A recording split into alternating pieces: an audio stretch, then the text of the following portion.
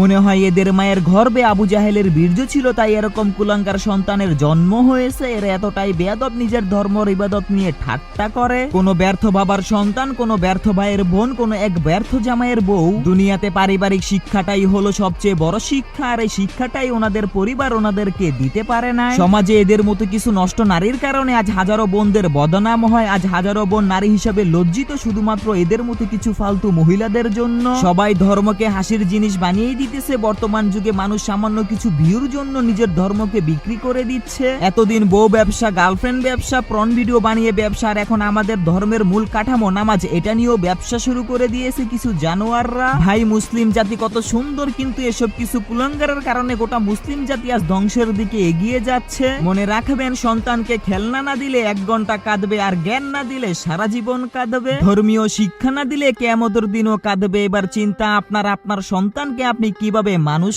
করবে। আর হ্যাঁ, নষ্ট গাড়ি ঠিক করা গেলেও নষ্ট নারী কখনোই ঠিক করা সম্ভব নয়। এতক্ষণ আপনাদের সাথে ছিলাম আমি আকাশ আহমেদ আরিফ। ভাই, আমার এই কথাগুলো আপনি চাইলে সিরিয়াসলি ভাবেও নিতে পারেন এবং আপনি চাইলে ফান হিসাবেও নিতে পারেন, কিন্তু মনে রাখবেন, অশ্লীলতার নোংরামো করে কখনোই পার পাবেন না। ধন্যবাদ।